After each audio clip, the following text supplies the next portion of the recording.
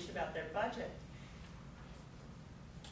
What the NIH wants to do when they're arguing for their budget, they want to be able to say, you know what? Last year you gave us X billion number of dollars. Look at all this exciting research. Look at the research results that we were able to obtain. Look what we got from that funding. They need to show that their research was indeed successful. When I say successful, I do not mean that, as I said before, that it turned out exactly the way that you thought it would. I mean that you got publishable results. That's successful research.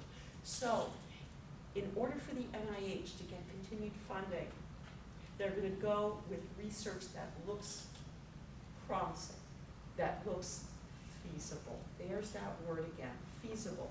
Doable by you as the PI.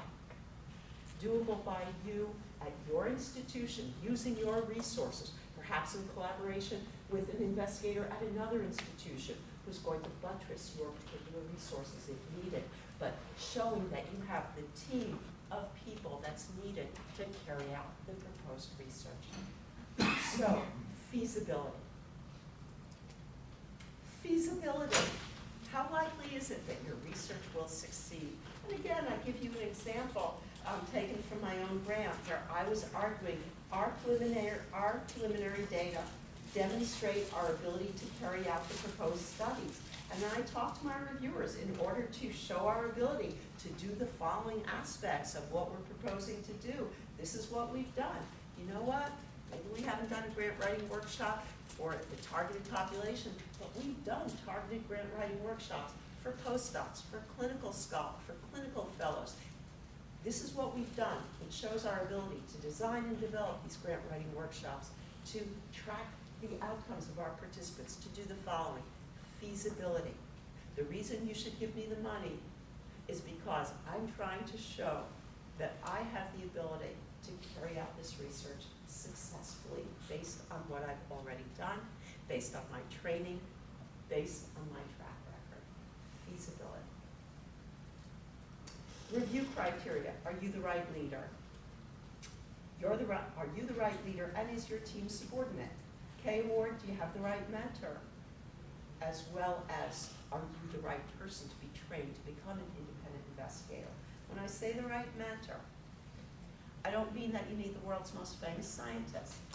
I would even argue that if you have the world's most famous scientist and you manage to get hold of a Nobel laureate because you're trying to impress your reviewers, Nobel laureate is off giving speeches or whatever a Nobel laureate does. I have no idea, but I don't think a Nobel laureate has a whole lot of time to mentor someone. The right mentor is someone with a track record of training junior investigators. A track record of training junior investigators who then go on into academic research careers. If you have a mentor who has trained 20 people, and all 20 of them have fled academia, never to return, that's a big heads up, right? So one of your mentors should also be a common thing to do when people are choosing a mentor. They'll think, well, you know, so-and-so, I'll ask them, how did you choose so-and-so as a mentor?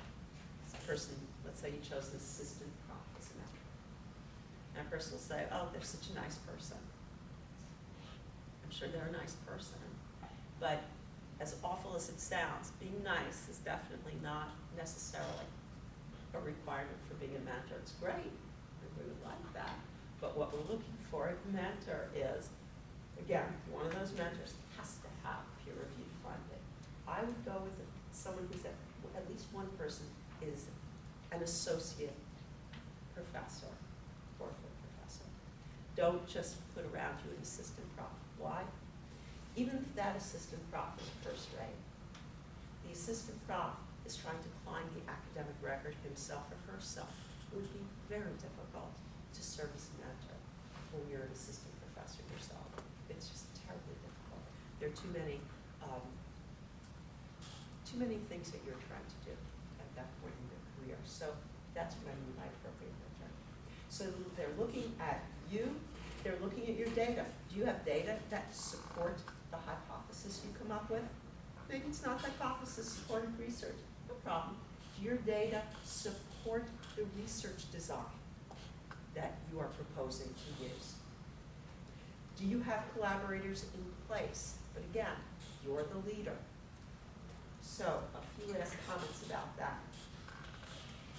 It can be daunting to think that you're the leader when you're a new investigator. And you can think, well, you know, I'm lucky enough that I put on my team someone who's quite established. So when I talk about my research team, and you will talk about your research team, honestly, a very easy way to begin this whole section is to have an independent a subhead entitled Research Team, and then to go through the expertise of each person on the team, what they're bringing to the table. It's a great thing to do. It's a smart thing to do.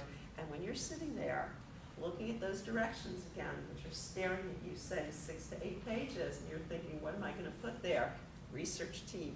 There's a couple of paragraphs, and they're compelling paragraphs. So it can be very tempting. You're working with a senior person, you're a very polite person, and you're thinking, okay, I'll talk about my mentor first. I'll talk about the senior person first.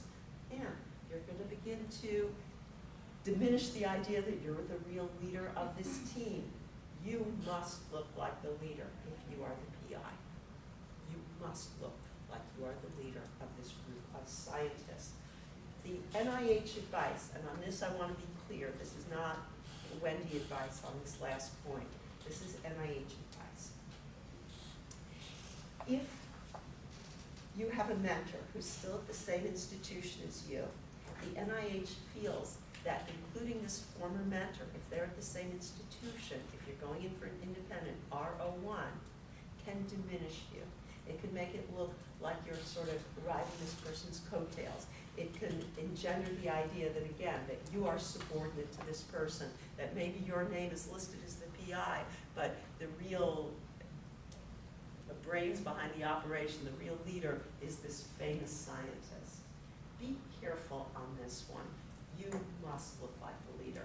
And it's funny, a person whose research inadvertently really did make this point to me, the person who's been the director of the NIH for the last, whatever, it's been 6, 7 years, Dr. Elias Serfuni, before he was the director of the NIH, he was in radiology at Hopkins. And my first job in the research world was in Hopkins in radiology.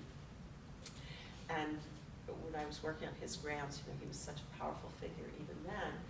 He was a powerful figure and a generous figure. He had lots of junior people working with him, and he did all the right things. He would give related aspects of his work to each of his mentees to carry forward as a grant. Well, in that first round of summary statements, all the reviews came back in a very similar fashion. They all kind of read the same way. Well, gee, you know, Dr. Elias Serfuni is at your institution, and he is the, you know, the king of cardiac imaging, and your grant, you know, it's about some aspect of cardiac imaging, but isn't it really Elias Serfuni's work?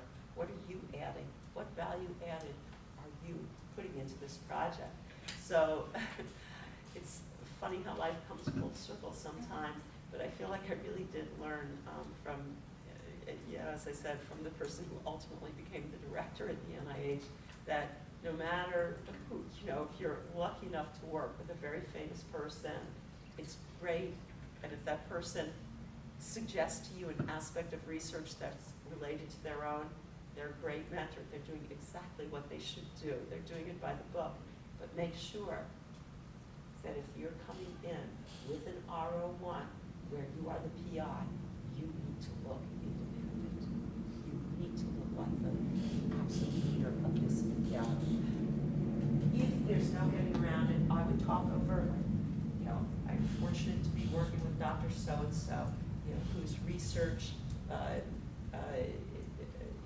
has contributed the following in this area.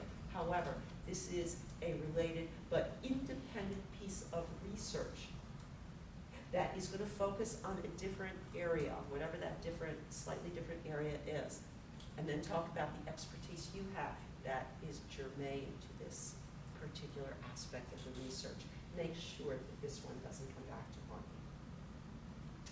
I wanted to mention this because this can be helpful. It's a funny, it's not ha-ha funny, but it's